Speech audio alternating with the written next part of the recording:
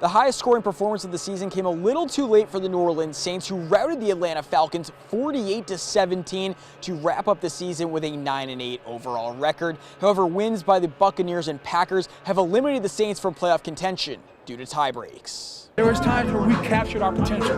We didn't live up to our potential this year. In my mind, we could have gone 15-2, and we didn't. We're sitting here at 9-8, talking a whole different tune. 3 games ago, we had every ability to capture our division, and we didn't. We let somebody take our destiny from us. So if we get in, we now, we'll have so much hunger for this playoffs. If we don't get in, we'll sit there this whole season and kick ourselves in the butt because we knew we had the potential to be better than what we showed. Our team, our record is what our record is, and we've earned whatever comes our way. So if the breaks go our way and we make it in, we've earned it. If they don't, we earn that too.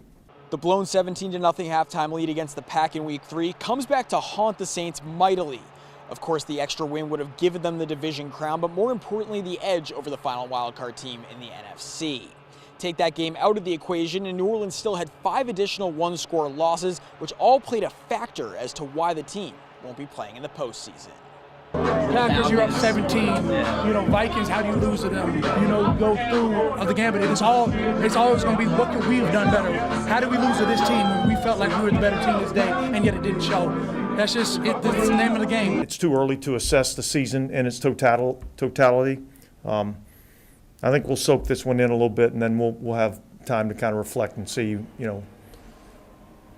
what we thought. As for Sunday's game, I'll say something that you don't hear me say too often. Derek Carr was phenomenal.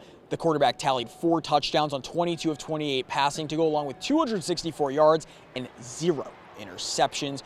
With no playoff game on the horizon, the team won't be able to build on the offense's performance, but it gives fans something to be hopeful for in 2024.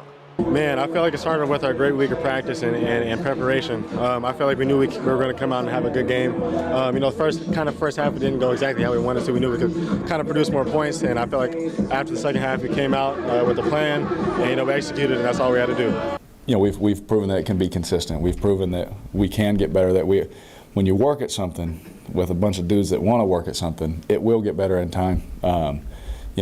We all wanted it sooner. We all wanted it to look like that all the time sooner, but hopefully that this last half of the year has shown that this is what we can be, going forward. The defense shut out their rivals in the second half, tallying 2 interceptions, including a late one by Tyrann Mathieu, which he took all the way back to Atlanta's 1-yard line. The Saints trotted out Jameis Winston and set up in victory formation, but instead handed the ball to Jamal Williams, who ran in for his first touchdown of the season. The late score sparking controversy as Falcons head coach Arthur Smith refused to shake head coach Dennis Allen's hand after the game. That was not a play that we intended to run down there to finish out that game. That's not who we are. That's not how we operate.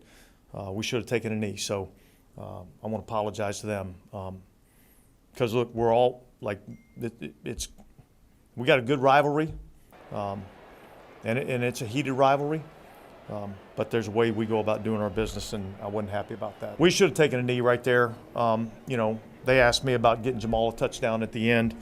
I said I wanted to take a knee. We put victory out there, and the guys kind of wanted to get him a touchdown, and they did that on their own. That's unacceptable. Well, I didn't even know. I know that they called victory, take a knee, and then from whatever happened after that, I have no idea, to be completely honest. And so I can understand someone's frustration, but I also understand that that's not what the Pete called or DA wanted, and so I'm sure they'll hash that out or whatever. Just grateful for my teammates for caring about me. That's all. They just want to give me a touchdown. That's it. There's more of a mental principle, honestly, on that touchdown. The reason it means so much to me is not because I scored and got a touchdown. It's more just because my teammates wanted to give me a touchdown on the last play. Literally could be our last game. So that right there for me shows a lot it shows me a lot about just their character and my teammates' characters and how they are as people. It's bigger than that. Like it's about this team. Excuse me. I would really like if I could put some clothes on first. They did talk to you. We decided as a team to do it, and man, we got an interception to the 1-yard line. Yeah. So if we would have scored, would it still would have been disrespectful? I think it should be forgotten, especially when the score is already 41-17. So I don't know how much worse it can get. But I got a ton of respect for Arthur Smith and the coach that he is. I think they do some incredible things. I didn't want to disrespect him. That was not my intention. My intention was to lead the team that I've been with the entire year. And we made a collective decision that we wanted to get one of our guys who they fight with blood, sweat, and tears every game in the end zone. And I'm going to feel good about that.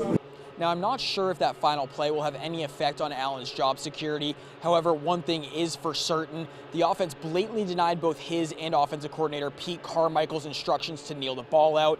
Something to note, tomorrow is Black Monday in the NFL, where personnel changes will be made across the league.